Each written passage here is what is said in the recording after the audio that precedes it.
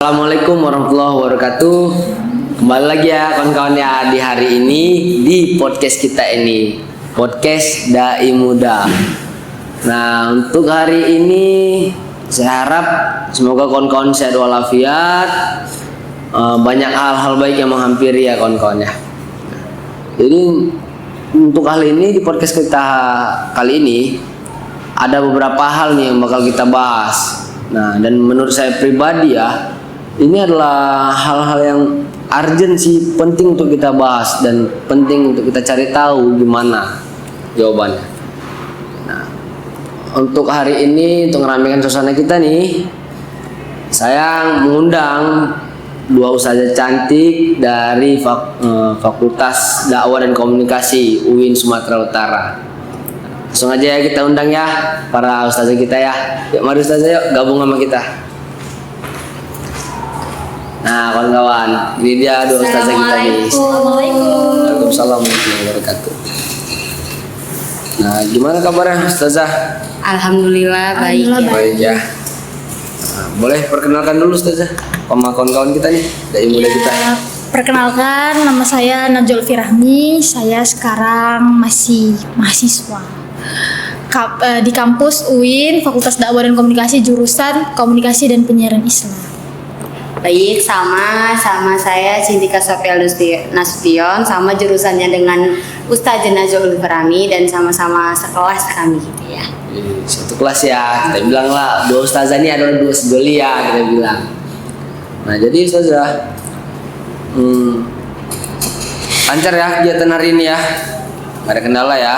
Iya, nggak ada kendala sih, alhamdulillah lancar sejauh ini. Jadi ustazah untuk hari ini ada nih beberapa hal yang akan kita bahas. Nah, untuk hari ini saya mengambil tema di podcast ini, mengambil tema relevansi hadis dalam menghadapi tantangan Islam di era globalisasi. Nah, jadi kan namanya juga tantangan, pasti ada nih beberapa faktor yang menjadi tantangan-tantangan tadi. Nah, kira-kira apa aja tuh tantangan-tantangan dakwah tadi yang di era globalisasi pada masa sekarang ini? Bolehlah Ustazah Ulfi dulu ya menjawab ya. Nah, jadi berbicara tentang tantangan dakwah di era globalisasi ini, namanya juga udah globalisasi ya. Era globalisasi itu kan era mendunia. Yang pertama itu ada pengaruh media dan teknologi. Kita kan sekarang tahu, apa-apa sekarang teknologi ini udah mudah, udah cepat. Untuk mengirim pesan aja tidak harus berlama-lama lagi kayak dulu nunggu berhari-hari pakai surat gitu kan. Sekarang 1 detik aja, di detik yang sama pesan itu bisa terkirim melalui WhatsApp atau media sosial lainnya. Nah, oleh karena itu informasi-informasi inilah yang sekarang ini menjadi permasalahan. Kita sorot itu berita hoaks. Karena sudah teknologi itu sudah mudah, berita-berita hoaks itu bisa tersebar dengan cepat dan menyeluruh gitu. Karena kayak orang-orang zaman sekarang tuh nerima pesan nggak dicek and recheck kebenarannya, udah langsung kirim pesan aja.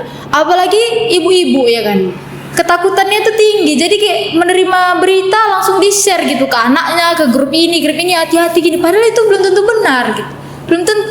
Belum tentu kebenarannya itu terpercaya atau absah gitu. Jadi inilah yang perlu kita soroti. Dan yang kedua itu ada radikalisme dan ekstremisme dalam beragama ya. Jadi kita kan orang Islam ini sudah dicap sikit-sikit nanti radikal itu, ekstrim itu. Radikal itu apa? Radikal itu kan mengakar. Jadi kita dalam beragama ini kita boleh beragama, tapi jangan sampai terlalu mengakar. Karena agama itu mudah gitu loh.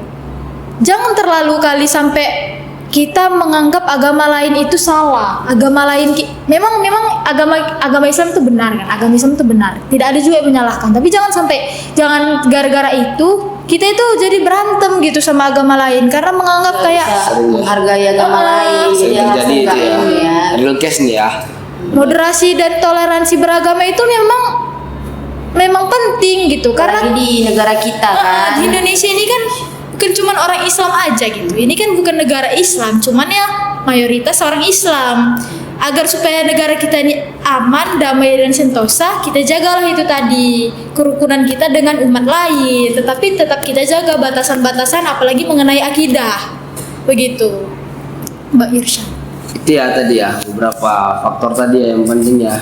Jadi kayak kabar atau informasi tadi kita pernah dengar tuh yang namanya kabar angin. Nah, informasi itu datang itu kayak kabar angin dan hebatnya orang-orang kita bisa nangkap angin loh. Kita bisa nangkap angin ya berarti ya. Kabar angin tuh kabar tuh cepat datang, informasi itu cepat datang. Nah, kita langsung nangkap angin itu, kabar tadi. Langsung kita sebarluaskan. Nah, ini berarti ya udah valid ya berarti ya. Orang-orang Indonesia itu hebat ya, orang kita itu hebat, bisa nangkep angin ya. Dan itu kesalahan yang tadi, itu kesalahan yang fatal. Kita langsung menyebarluaskan, kita langsung omong sana, omong sini, kita langsung sebar sana, sebar sini tanpa memastikan keabsahan kabar tadi, valid atau enggaknya informasi tadi ya Ustazah ya. Iya. Untuk penggunaan media sosial tadi nih, ada nggak kira-kira hadisnya? Kan sesuai ini dengan judul kita, relevansi hadisnya. Ada nggak kira-kira hadis yang mengait pada kasus itu? Tentu ada, karena mungkin memang berbahaya menyebarkan berita hoax tadi itu. Jadi memang sudah ada hadisnya gitu dari hadis riwayat Muslim nomor 5 yang dimana hadisnya yaitu kafa bil mar'i kadziban an yuhaddatsa bi kullama sami'a. Yang dimana artinya ialah cukup seseorang dikatakan dusta jika ia menceritakan segala apa yang ia dengar. Nah, itu dari hadis riwayat Muslim gitu. Jadi memang dia belum menerima kevalidasi atau belum terverifikasi yang diterima tadi, tapi dia sudah menyebarluaskan itu dari maksud hadis tadi itu. Dan itu sangat berbahaya gitu ya teman-teman. Itu sudah insyaallah. Itu ya hadisnya tadi ya. Jadi benar-benar berbahaya guys ya, berbahaya. Bahkan berbahaya bukan hanya untuk perorangan ya, berarti ini lebih berbahaya sih emang sih di dunia nih ya, di bumi kita ini. Nah, hal ini juga bisa dapat menghancurkan nih kedamaian di beberapa negara juga, di setiap negara ya. Nah, jadi tadi kan ada nih radikalisme dan ekstremismenya tuh gimana maksudnya tuh, Ustazah Ulfi deh. Jadi radikalisme dan ekstremisme ini bukan cuma dibahas begitu aja. Di dalam Islam juga kita sudah diatur cara menyikapinya. Di hadis itu ada hadis riwayat Bukhari nomor 39, itu yang isinya begini, innad dina yusra wala yushaddad dina ahadan illa ghalabah fasaddadu wa qaribu wa abshiru. Yang artinya sesungguhnya agama itu mudah, maka jangan berlebihan dalam beragama. Istiqomahlah, dekatilah istiqomah, lalu bersiaplah menerima kabar gembira. Jadi agama itu mudah, janganlah berlebihan dalam agama. Apa ini maksudnya di sini? Kita beragama, kita boleh beragama, tapi jangan sampai menganggap kayak merasa paling benar, agama lain itu salah, mengganggu kenyamanan orang beragama gitu. Menjatuhkan agama lain. Itu nggak boleh. Jadi moderasi dan toleransi beragama itu memang wajib hukumnya untuk kita seorang muslim. Karena apa? Itu akan menjadi sorot juga penilaian orang non muslim terhadap kita. Jadi citra kita itu buruk karena kita dianggap radikal. Iya benar. Bahkan lebih parahnya lagi, kita tuh sempat pernah dibilang teroris. Tadi karena saking radikalnya tadi itu orang-orang yang menyalahgunakan tadi itu ya gitu. Benar. Jadi ini citra Islam ini kan harus memang kita bangun. Kita orang Islam, kita ya siapa lagi kalau bukan kita yang bangun.